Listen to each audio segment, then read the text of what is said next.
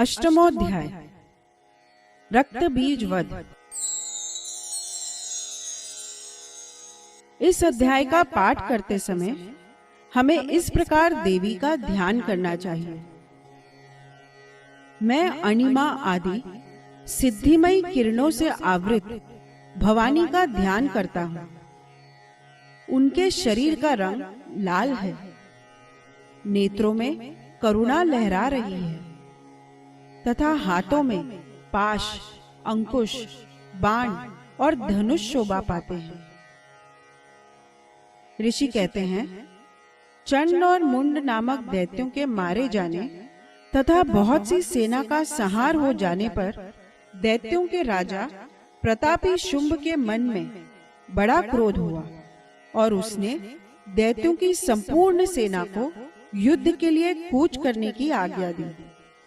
वह बोला, आज उधायुध नामक 86 दैत्य सेनापति अपनी सेनाओं के साथ युद्ध के लिए प्रस्थान करें।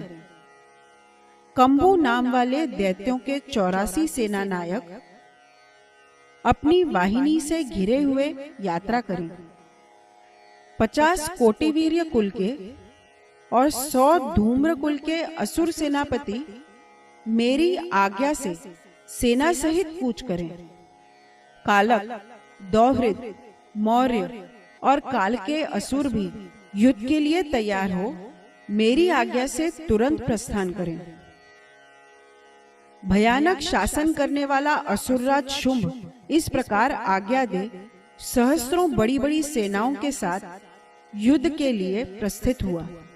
उसकी अत्यंत भयंकर सेना आती देख चंडिका ने अपने धनुष की टंकार से पृथ्वी और आकाश के बीच का भाग गुंजा दिया। राजन, तदनंतर देवी के सिंह ने भी बड़े जोर जोर से दहाड़ना आरंभ किया।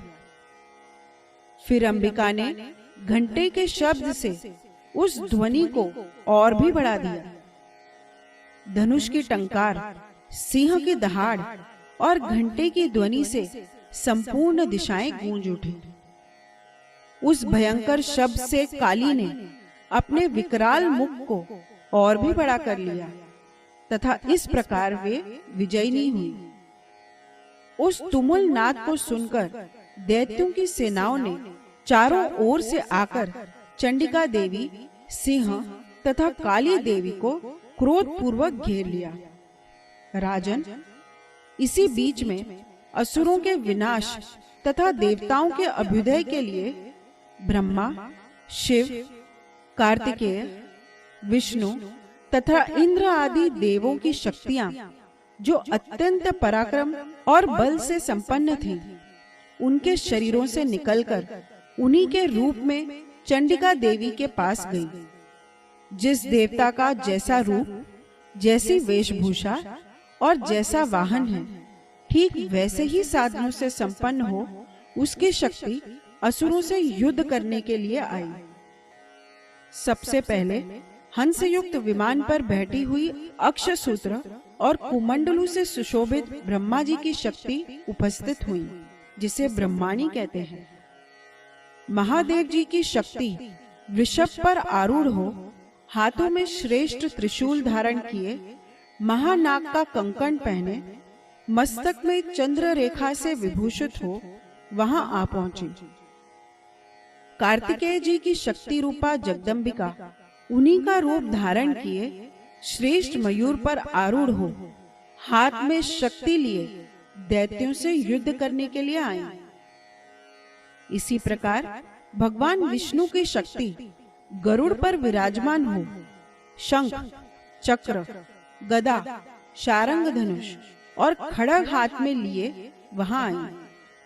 अनुपम यज्ञ वाराह का रूप धारण करने वाले श्री हरि की जो शक्ति हैं, वे भी वाराह शरीर धारण करके वहां उपस्थित हुई। नारसिंही शक्ति भी नृसिंह के समान शरीर धारण करके वहां आई।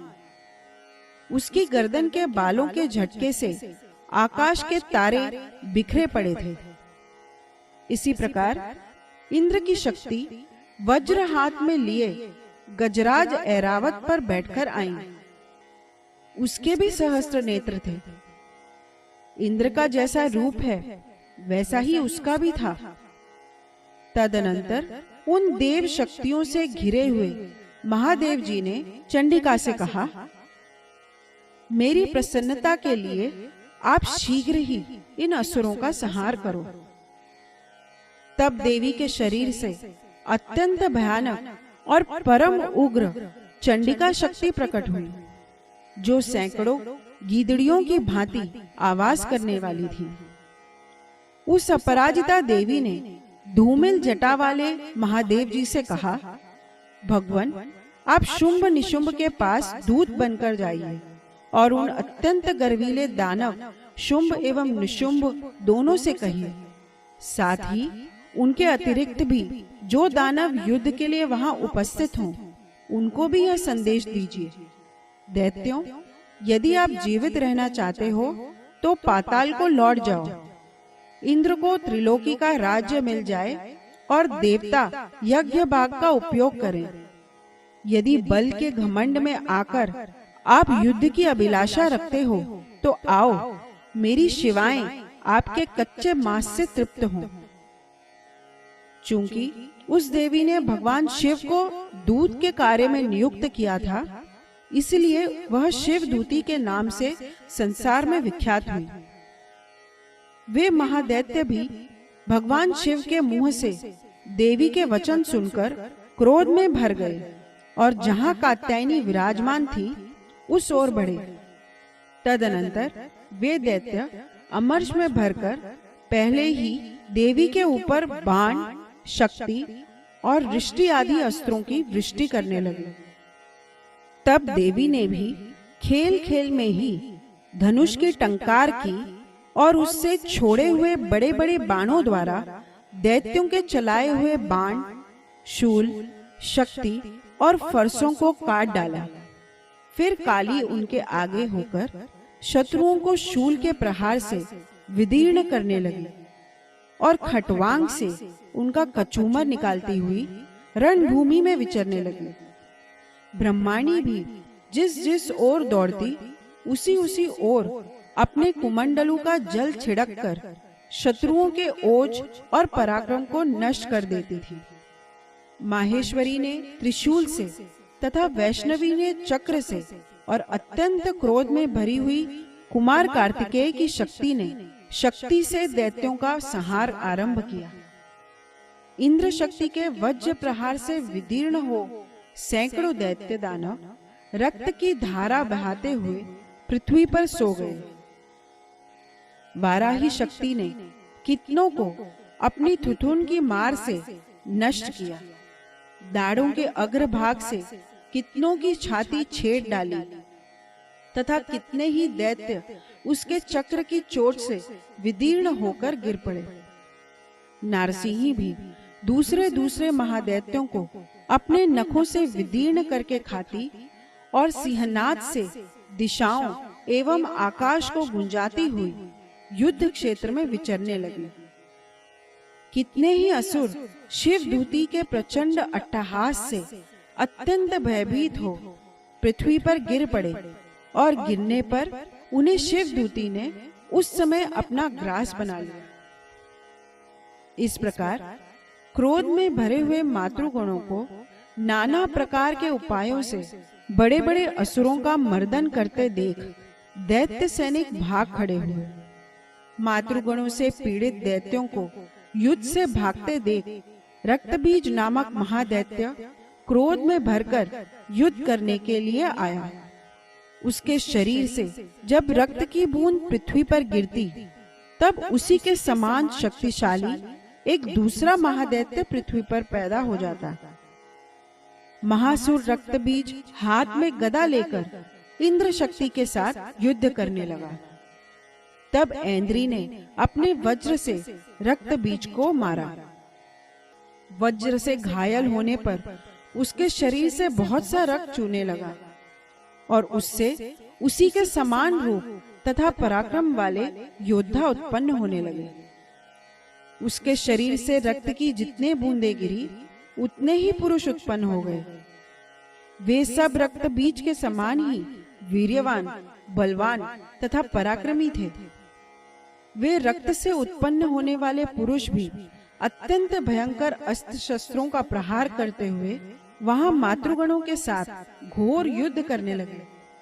पुनः वज्र के प्रहार से जब उसका मस्तक घायल हुआ, तब रक्त बहने लगा और उससे हजारों पुरुष उत्पन्न हो गए।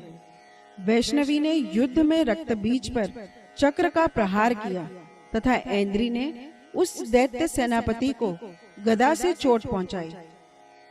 वैष्णवी के चक्र से घायल होने पर उसके शरीर से जो रक्त बहा और उससे जो उसी के बराबर आकार वाले सहस्त्रों महादैत्य प्रकट हुए, उनके द्वारा संपूर्ण जगत व्याप्त हो गया।